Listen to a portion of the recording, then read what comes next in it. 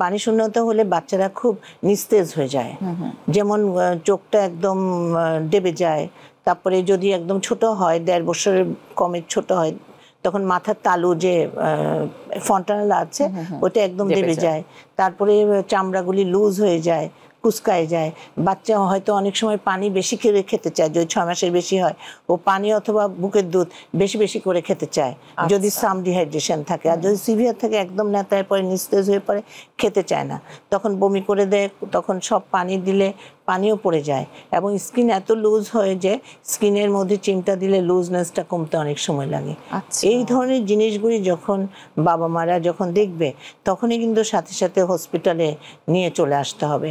এছাড়া বাচ্চাদেরকে যেমন আমরা ডায়রিয়াতে বলি যে বাচ্চা খাওয়ার স্যালাইন খাওয়ান, যদি বাচ্চা 6 মাসের বেশি হয় খাওয়ার স্যালাইন খাওয়ান, এবং প্রতি কেজিতে যদি বাচ্চা 10 কেজি হয় 10 চামচ করে প্রতিবার পাতলা পায়খানার পরে খাওয়ান।